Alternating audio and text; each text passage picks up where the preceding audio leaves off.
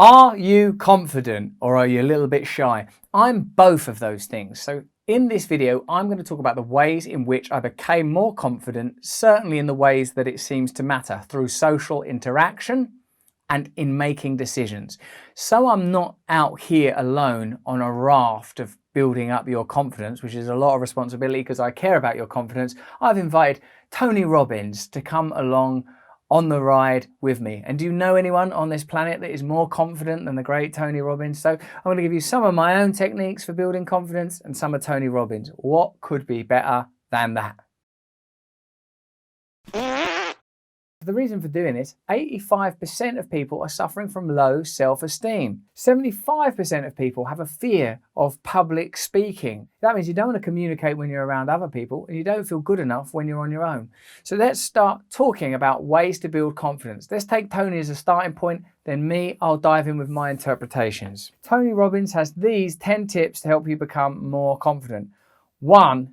Overcome your limiting beliefs. When you practice self-love, you'll have confidence no matter what happens in life because that confidence will come from within. That, for me, sounds like a grounded and perennial spiritual principle. If you're continually looking for approval or gratification externally, then ultimately it will run out. Think about it. My plan in the past was often to try to create the conditions in my life so that I could survive. Like, oh God, if I'm famous, I won't feel so worthless. If I've got money, I won't be confronted by reality. You know, there's a whole different pathway, a journey within to yourself, into the deeper reaches of who you are. I did another video the other day on my main channel talking about Yuval Noah Harari's ideas about conditioning, how our culture conditions us. Much of who we believe ourselves to be probably isn't who we really are anyway, just a response to environmental factors, external, social and familial conditioning. If you have a meditative practice, you can drop below the static racket of the conditioning in your life and form a relationship with a deeper, more potent aspect of yourself. I have a lot of practices around meditation that not only provide me with serenity and peace and self-knowledge, self-awareness and allow me to let go of attachment, but they also help me to realize that the majority of who I am is happening inside my own awareness, my own consciousness, that I'm not a slave to the external world. Determine what matters to you. Just as adjusting your body language can make you feel confident even when you're not, speaking up for yourself even when you don't feel you deserve it can have that effect. Tony there is suggesting the old adage, fake it till you make it. People in 12-step recovery use that a lot. When you stop drinking or stop taking drugs, it don't feel right. You don't feel like you know how to inhabit your life anymore. Let's face it, you were suspended on a tightrope of substance. Even if you're addicted to something like caffeine, think about the impact that's having on your consciousness, your behavior and your decisions. Therefore, you can alter your life, and probably the dendrite neurological pathways expanding through your brain right now simply by altering your behavior. Have a vision of how you would like to be and move towards that vision. Now, I don't think that means being sort of a crass, bombastic, overt loudmouth, slamming your fist down on the table saying, I ordered the salmon. I'm a vegan, I wouldn't have ordered that anyway. I'm just saying it means that at some point change is going to require you to take different decisions and take different actions. 3, assess your top human need. Determine what drives your decisions. We all have 6 human needs: certainty, significance, variety, love, connection, growth and contribution. We value one of these needs more than others. I've seen Tony Robbins break that thing down before, like how relationships between two people that have a different set of values can become complex and go awry. If one person's top value is adventure and the other person's top value is security, that's likely to create conflict. This is, I suppose, a similar, if different thing. What are my significant needs? Out of certainty, significance, variety, love, connection, growth and contribution. I think I like significance, and I think I like growth, and I think I like some certainty. Yeah. I'm going to go with growth. I'm going to go with growth. Hang on a minute, I'm already feeling more directed. So if growth is a value to me, it means I'm going to have to do things for my body, like physical exercise, that I'm going to have to keep up my meditation practices. I'm going to have to follow my practices about compassion and kindness, ensuring that I help people on a daily basis. I know Tony Robbins practices what he preaches because I have the privilege of occasional contact with Tony Robbins. I know that dude is on it. So spirituality is not just about the ideas in your head, it's about the actions in your life. And your confidence, if that is an aim of yours, will necessarily be realized through changes in action and establishment of values. Improve your self-talk. Man, that's a good one. I got so much negativity in my mind, but again, meditation and spiritual practice has helped me to observe those negative voices. I watch myself now if I say negative things about my body or negative things about my life. I watch that and I don't engage with it or indulge it in the way that I used to. Becoming aware of negative self-talk is important. Practice gratitude. Practicing gratitude is absolutely vital. Part of my daily prayer is to be aware of the many things I have, the privileges in my life, the advantages I enjoy, and the duty that places upon me to be a good person. In a sense, I can see now that part of being confident is not continually being obsessed with how you are perceived by other people. You know, if that's all you're thinking about, that is going to create a kind of neurosis.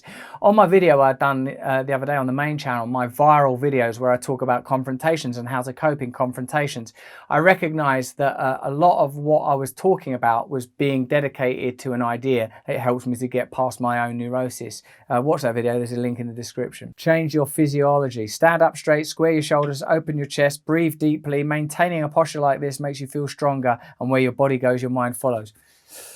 Oh, he's right. I've got to sit up straight and open my chest and feel a bit more powerful. This has got a bit of a crossover into some of that Jordan Peterson stuff, but he, of course, says this stuff is, you know, true from an evolutionary psychological perspective, that you are sending certain signals by the way you stand and the way you communicate. It's a common, even hackneyed idea, isn't it, that 98% or whatever it is of all communication is physical. So I suppose one thing that it's doing as well is it's making me aware of my body. And if you're sort of continually unconscious, then you're not occupying yourself to the best of your ability. So I guess that's a positive and clear-cut tip. Practice power poses. Consider developing your own personal power pose and breathing deeply to reconnect to your strong core.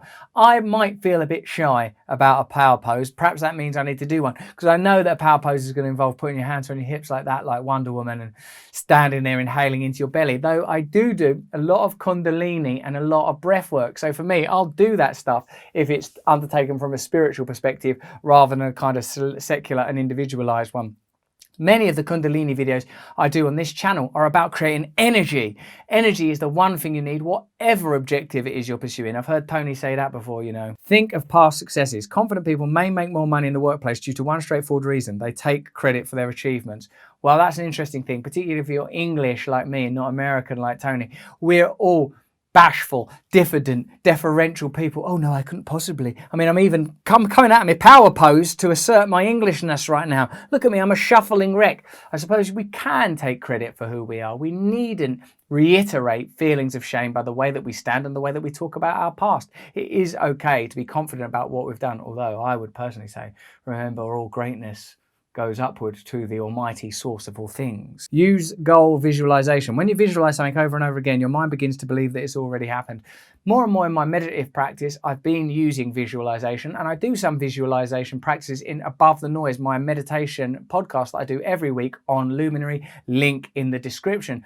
Many of my meditations, though, are more focused on freedom from the constant agitation of thought and are not clearly directed. But I'm going to do some ones that are more focused on the achievement of goals. Although for me, it is important to recognize that we're in this world developing a spiritual pathway and a spiritual practice for greater reasons than just to fulfill, you know, material needs or personal gains. Really, we want to transcend them and be free of them. Live in the present.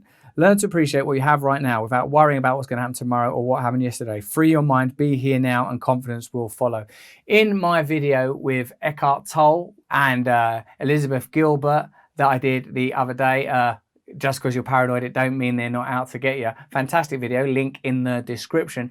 Eckhart Tolle, as always, talks about the importance of remaining in spatial awareness, not getting fixated on an object, if that's a physical object or the object of your own emotion. What Tony suggests here, staying in the present, that is, in a sense, that's the Coca-Cola of spiritual principles. That is the one. That is the dominator brand. If you are present in the moment, not continually carrying the freight of your past, not spellbound by the desires of your future, then you have a freedom in the flow of the limitless intelligence of the moment, which may be transcendent of ideas like time and space anyway, and have access therefore to all sorts of resources. It's a tough one though. Just because it's simple, it doesn't mean it's easy. But staying present is helpful to communicate, to make good decisions, and I'm certain that it would assist you in confidence. Just running through those tips of Tony Robbins just then has made me feel more confident. I think primarily because of the sitting up straight one. I feel like a Mr. Incredible, for God's sake. I think I could achieve anything right now, and that's what Tony Robbins can offer.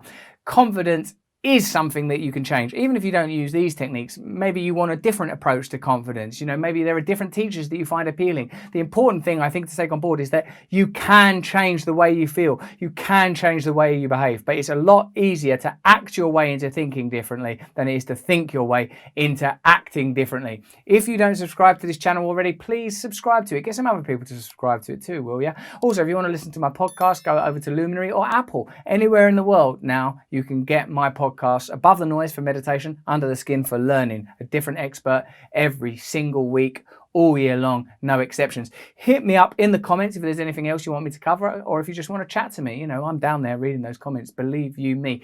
And turn on the notification bell if you can stand it. Finally, sign up to my community at russellbrand.com, where I'll tell you about live shows I'm doing, my live streaming show for Shakespeare. That's a fantastic show. I'd love you to watch that. You can watch that anywhere. Or if you're in England, come to one of my live shows. Thanks very much for watching this video. Stay with my content. Stay free.